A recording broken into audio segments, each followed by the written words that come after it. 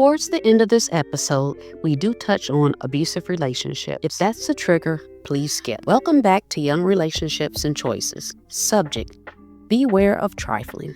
The word trifling has many definitions, but here it refers to a guy who has a low regard for others and believes that life is all about him. Now, if you've started dating a guy and nobody likes him, not your family, girlfriends, not even your dog, this may be one of those moments where you are too in awe. Therefore, others can see something that you can't. People are often quick to label someone a hater, but when people who love you all share the same feelings, you might want to pay attention. In the long run, you'll get over the hurt and be glad someone cared enough to tell you the truth. Sure, your first reaction might be a defensive one. You may feel the need to share what everyone else is saying with your partner. Big mistake. That information is meant for your ears only. If you're not going to take heed, then don't. But it's a bad idea to backstab your friends. They're just looking out for your best interests, and he will be looking out for his. So what do some of these trifling guys look like? The old guy sweating you? There's a saying, age ain't nothing but a number. In some situations, this may be the case, but in dating,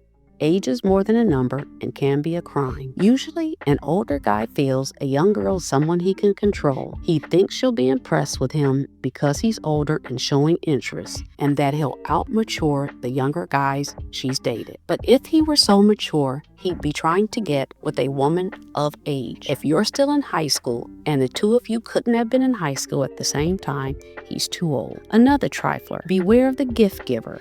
Have you ever heard the phrase, nothing in life is free, and sooner or later you will have to pay the piper? Some guys will shower you with gifts to manipulate you into having sex later. No, you are not obligated to participate, but be mindful of the position you're putting yourself in when you continue to accept his donations. Don't be shocked and confused when he makes a move on you. Another trifler. Look out for guys who aren't housebroken. Maybe he wasn't taught any better, or perhaps he was taught better but doesn't care enough to show you respect. Here's some things that disrespectful guys might do. Walk into your house and not speak to folks. Refuse to meet your family. Pick you up for a date and lay on the horn or text you to let you know he's out front. Won't offer to help you when your hands are full. When it's time to pump gas at the gas station, he won't budge, but later he'll be trying to pump some ass. Now and then, we take things too lightly. Rather than perceive his behavior as disrespectful, you might excuse it and tell yourself that he grew up on the other side of the tracks. Well, if he doesn't know any better and you do, then you aren't equally matched, are you? Why would you want to teach any guy manners and common courtesy? A guy like this is too much work. If you start subjecting yourself to disrespectful guys, this can quickly become a dating habit. Set standards. If a guy doesn't meet your standards, have the self-worth to walk away. Learn this as a young person. You don't want to get up in age and put in years or decades into a relationship with a trifling man. Be leery of the smooth talker. Usually, a smooth talking guy doesn't have too much going for himself. That's why he's a smooth talker. He may do things such as overuse pet names, refer to himself in the third person, or often brag about what he's fixing to do. Since you may not have money or credit yet, the only thing that he could want from you is sex. Please do not find it romantic when a guy should be in school and is not, has no job and depends on his parents, wears his pants so that his entire butt shows, has a car but his gas tank is always on empty, utters phrases like, have my baby. Your response should be filled with silent laughter. A guy who has something going for himself and cares about his future is not trying to spread his seat around so easily. Speaking of pants, to me, guys who wear their pants hanging below their butt appear to not respect themselves. Question for you. Do you date this guy? If so, was he respectful? Did he or does he make a good boyfriend? Just asking.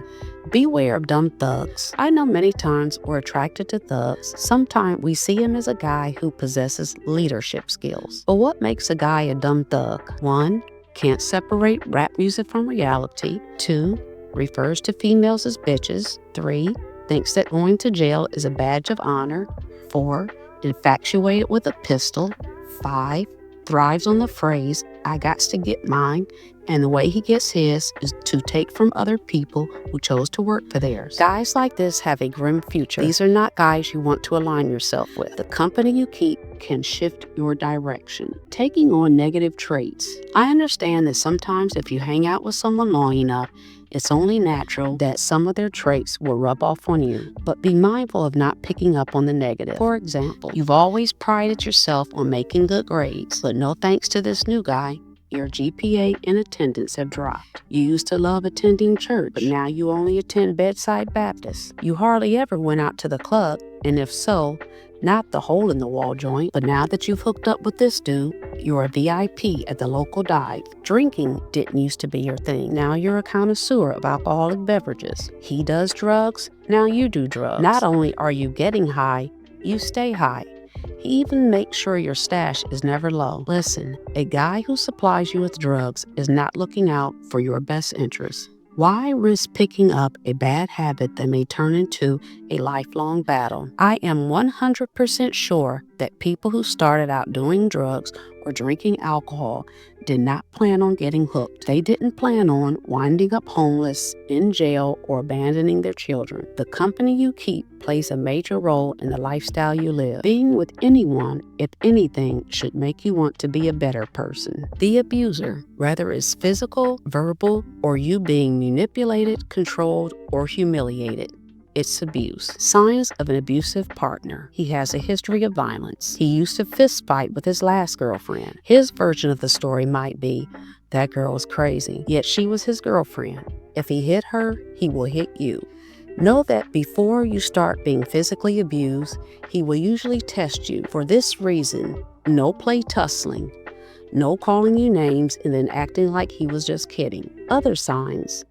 He has a problem with drugs or alcohol, calls excessively and shows up unexpected, objects to you spending time with your friends or family. They do this for a few reasons. They don't want others to see that side of him. They want to convince everyone that he's a good guy. He also feels you're more vulnerable if he gets you alone. Another sign, he gets extremely angry if another guy pays you a compliment or extra attention. He goes from 1 to 10 quickly. Claims to be joking when he says things like, if you try to leave me, I'll kill you. Those words, I'll kill you, are never to be taken lightly. Never. So why would you be with someone who has any of these characteristics? Because you think you're in love? Perhaps you didn't know the warning signs, or you noticed he seemed off, but you didn't know where it would lead until the day came when he hit you. Because you believed so much that he would never hit you, he caught you totally off guard. Now, what you do next is going to be a pivotal moment in your life. Are you going to be the type to allow a man to hit you? If he hits you once, he will hit you again. You know that, right? You know that it's going to go from a hit or a slap to him beating you. You can't win. Perhaps his backstory does consist of childhood abuse. You feel sorry for him. Because you're a good person, you feel a moral obligation to stay. You're not a skilled psychiatrist who can help him resolve his childhood issues. For your safety, leave him alone, and the sooner the better. The longer you stay, the more aggressive he will become. Warning, even if there is no physical abuse, if you ever fear your partner, you're in an abusive relationship. Period. Once you've separated yourself from him, allow time to heal. You want to get it through your head that an abusive relationship is not the relationship you deserve. This may require some journaling or additional counseling, but this too shall pass. It's a process. Don't do anything drastic because a relationship wasn't what you thought it was. No blaming yourself. You may feel like cursing out any guy who crosses your path. Please don't. Remember that you're in healing mode. Still treat others with kindness. They may be healing as well. Know that even the smartest of girls have had a loser slip through the cracks. Don't waste too much energy on why you gave him a chance. Join me for the next episode where we discuss life after sex.